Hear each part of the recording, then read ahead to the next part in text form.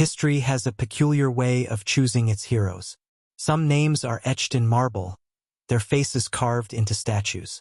Others, no less brave, no less brilliant, slip quietly through the cracks, erased by prejudice, circumstance, or simple indifference.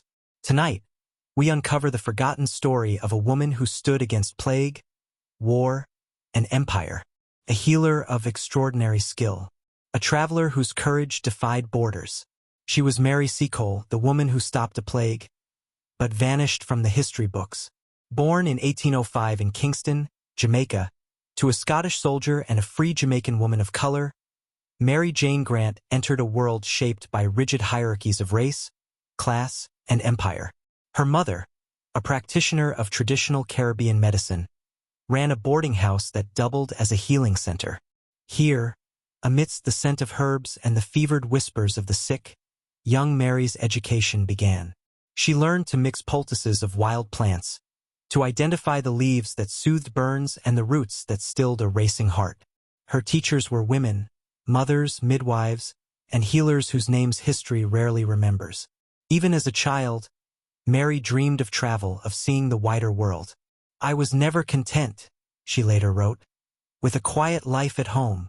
In 1851, driven by the death of a family member and an insatiable wanderlust, Mary set sail for Panama, then a lawless, fever-ridden way station for gold rush adventurers heading to California.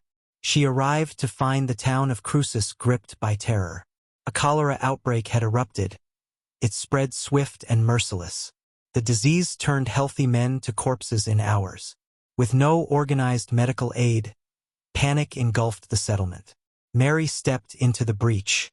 Armed with herbal knowledge and an unyielding sense of duty, she treated the afflicted, battling superstition and ignorance as much as disease. Word of the Jamaican healer spread. She was praised for her bravery, yet her success was met with skepticism by colonial authorities who dismissed both her remedies and her race. Mary understood, no accolades would follow a woman like her. Not in a world governed by empire and exclusion. In 1853, war ignited in the Crimea.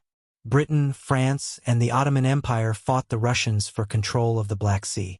Reports of appalling conditions at British military hospitals reached London. Newspapers described soldiers dying not from wounds but from disease, infection, and neglect. Mary Seacole knew she could help. She applied to join Florence Nightingale's team of nurses. Time and again, her applications were rejected, dismissed by war office clerks and medical boards. The official reason was a lack of positions.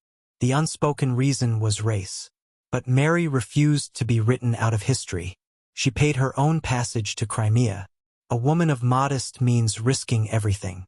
Alone, near the front lines outside Balaclava, Mary built the British Hotel, a refuge for the sick and weary. Half general store, half clinic, it offered hot meals, medical care, and a rare kindness in a brutal war. Soldiers called her Mother Seacole. She treated cholera, dysentery, frostbite, and gunshot wounds. She rode alone onto battlefields under sniper fire to aid the fallen.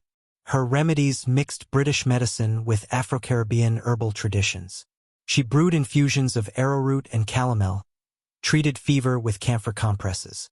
She challenged the dominant medical orthodoxy, and to the men she healed, it mattered little how or why her methods worked, only that they did. One officer wrote, "She is the kindest creature breathing. None left her presence without a blessing." The war ended. Soldiers returned home. Florence Nightingale was knighted and immortalized. Mary Seacole returned to London bankrupt, forgotten. But she refused silence. In 1857, she published her memoir, Wonderful Adventures of Mrs. Seacole in Many Lands, one of the earliest autobiographies by a black woman. The book detailed her battles against plague and war, her defiance of discrimination, and her undying will to serve. For a time, London society rediscovered her. Fundraisers were held. Queen Victoria is said to have acknowledged her service. And then, as history often does, the world moved on. By the dawn of the 20th century, Mary Seacole's name had all but vanished. Official histories omitted her. Monuments bore no likeness. The empire she had served with such bravery had no space for a black woman in its pantheon of heroes.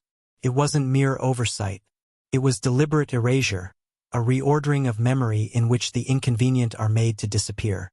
Only in recent decades did historians, activists, and Caribbean communities begin to reclaim Mary Seacole's story. Her grave was rediscovered. New biographies unearthed forgotten letters. Schools bore her name. Statues were raised. In 2016, a long-overdue memorial was unveiled at St. Thomas Hospital in London. The inscription reads, "Seacole's work shines a light into the forgotten corners of history. For every Mary Seacole rediscovered, countless others remain lost. Healers, warriors, writers, prophets. Their stories buried beneath the debris of empire and bias. What we choose to remember shapes who we become, and what we forget leaves ghostly absences that haunt our past and diminish our present." Mary Seacole's courage echoes still, in every frontline medic, in every woman defying expectation, in every healer working beyond the borders drawn by race and nation. Tonight, her name belongs once more to history, and to those willing to seek the stories the world tried to forget.